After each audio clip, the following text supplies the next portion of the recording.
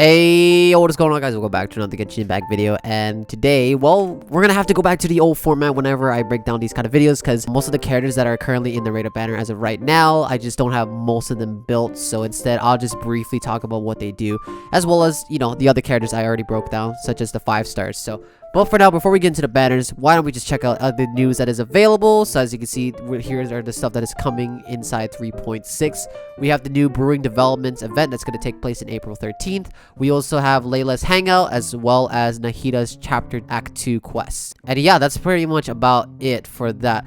Another thing is pre-installation is available, so make sure you guys pre-install your guys' game. But other than that, we shall be good to go. So why don't we get into the banners real quick. Alright, so for the banners, as you can see, we got ourselves Nahida as well as the Nilou rerun. So what's different this time is normally I would break down all the characters on the banners, right? But this time I did a video where I broke down both of the 5 stars that are coming inside this patch. And make sure you guys do check out both of my Nahida as well as my Nilou guide video, where I talk about both of their talents and their kit, as well as if they're both worth to pull for or not. So this time, I guess for those who missed out on those videos, I'll just briefly talk about what they do and if they are worth pulling for or not. So yeah, let's just start off with Nahida and then we'll go into Nilou. So Nahida, as you can probably tell, she is the Dendro Archon, so she pretty much can do everything. She applies a lot of Dendro both on field and off field. She does a lot of DPS. She also has team buffs and also great for exploration. So she's just really great as a character. She brings so much value. For a lot of people that's been wondering on if Nahida is worth pulling for or not, the answer is 100% yes. She is definitely worth pulling for, especially if your account does not have Nahida. She's definitely a great character because she also fits into so many Dendro team compositions. She also create new Dendro team compositions. So Nahida overall, she is insanely powerful. And if you guys want more in-depth detail on what I talk about Nahida, you guys check out this video right here, and it's already on my channel. Now, moving on to Nilou. As you can see, Nilou is a 5-star Hydro character. For her role is actually more unique. She is more of a team buffer that creates a new kind of playstyle for a certain reaction called Bloom. She creates a thing called Bountiful Cores, which is more of a buffed version of the Bloom Seed reaction. And she also does have restrictions. That is her downside, which is, you know, you can only use Hydro if it applies Dendro. However, she does buff this reaction, and it is a massive DPS increase. So overall, Nilou is if she is worth pulling for you or not. This is more of it depends on if you really like her as a character, as well as if you enjoy her playstyle. Then she is definitely a strong character to pick up on, especially since she has a lot more teammate options, like Yao Yao, for example, as a Dendro healer, or other Hydro characters as well, more Dendro supports. So Nilou, overall, she's a great character, but this is more of like on to you if you like her playstyle or not. So now that we got rid of the 5 stars for the first time, that was actually really quick. Now let's move on to the 4 stars. So we got ourselves Dori. She is an electro support slash healer, also energy regeneration.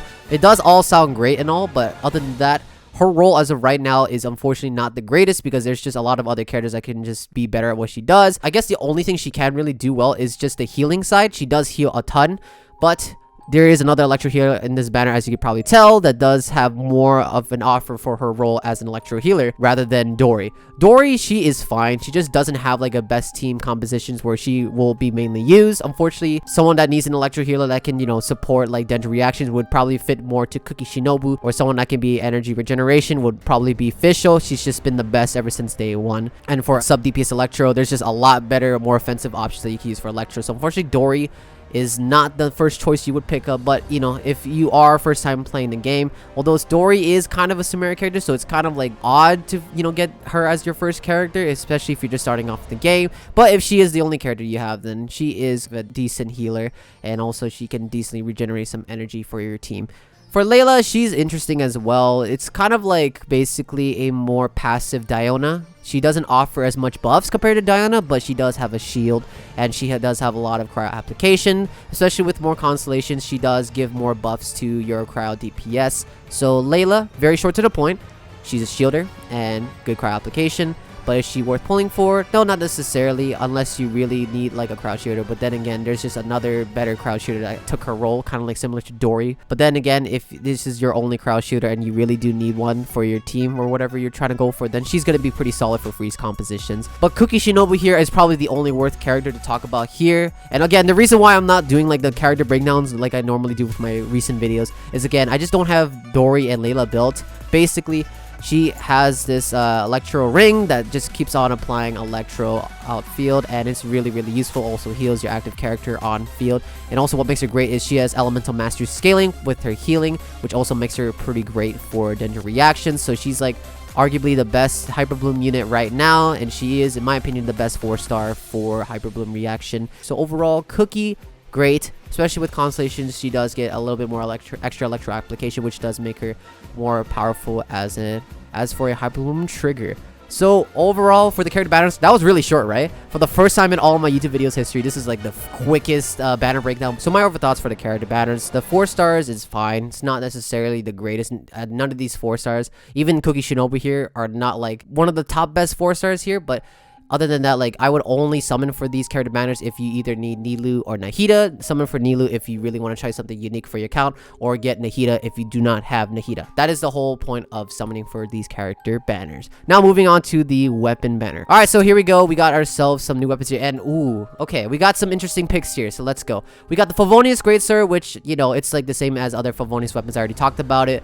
It's decent, but as of right now, Claymore is probably one of the worst weapon types in the game because there's just not too many Claymore characters. So unfortunately, as of right now, Favonius Greatsword isn't as great as Favonius Lance, so it is alright as of right now. But Sacrificial Fragments is probably one of the best 4-star weapons to use on Nahida, and not only on Nahida, on other supports too, like Sucrose. And as you know, it gives a ton of elemental mastery, as well as passive is pretty good. Dragon's Bane, I swear to God, I've seen this every single time. Do I even have to talk about this? Just go and check out my previous weapon banners that had Dragon's Bane on there. I swear I talk about this like so many times.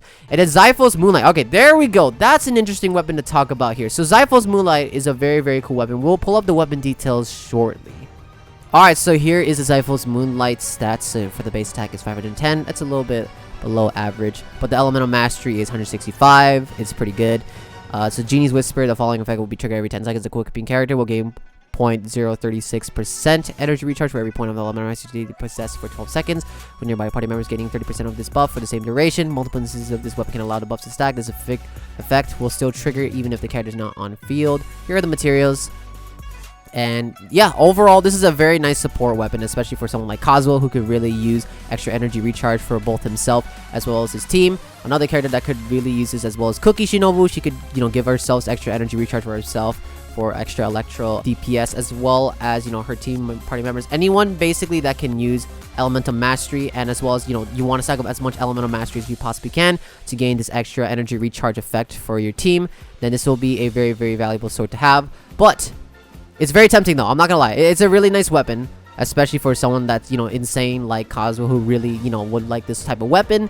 But is it worth to summon on the weapon banner? Well, we'll get into that just real quick. But for now, Xiphos Moonlight is a very nice sword, especially with high refinements. This could increase in value. So yeah, it's a nice weapon though. Okay, so for Stringless, it's basically, you know, same idea. Substat is elemental mastery. Also passive is pretty good. Extra elemental skill, elemental burst damage. So it's very nice on a lot of sub DPS characters like Venti, Fischl, Tainari, etc. And yeah, it's a nice weapon. Now going on to the 5-star weapons, which is the big boys. So why don't we go move on to 1,000 Floating Dreams, which is Nahida's signature weapon.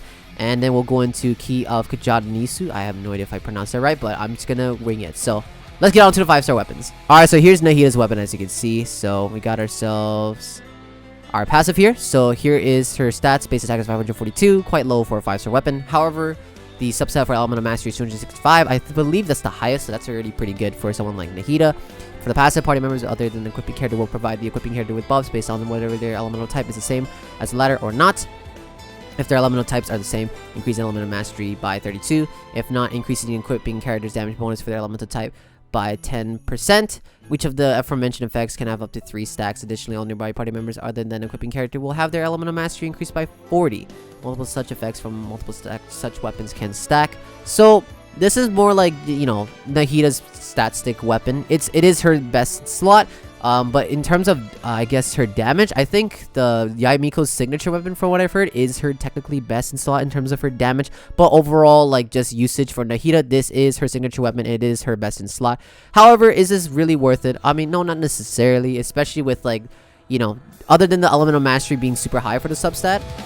It's not necessarily a great support weapon that you could use on a lot of other support characters that could use this. It's more of like a personal increase in damage. Like Sucrose, if you really want to increase like Sucrose's personal damage for Elemental Mastery, then this will be a pretty nice build.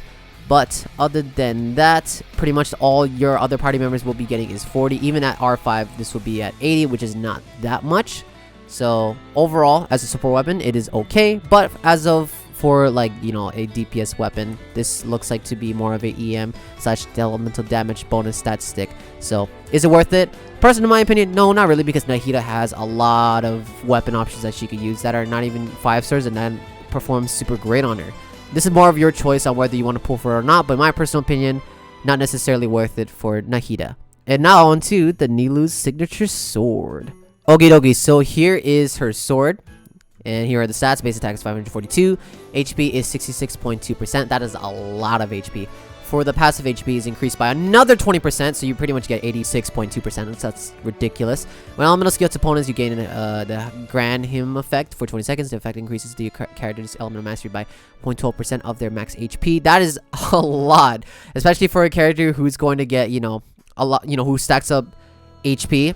This is going to be a lot of elemental mastery she's getting. This effect can trigger every 0.3 seconds, max 3 stacks, so it's up to 0.36.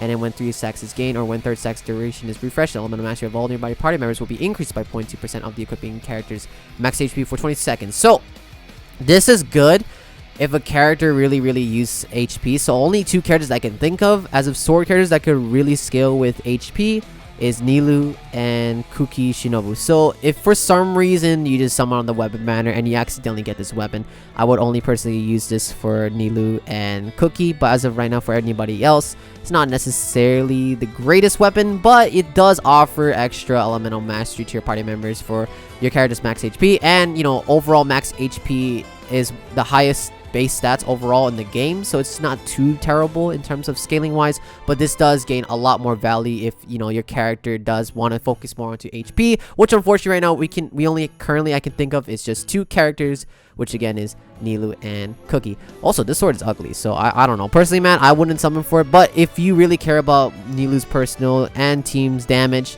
or, you know, you just for some reason are an absolute Kuki lover and you want to boost her, you know, capability as well, then this sword is a pretty good sword for that.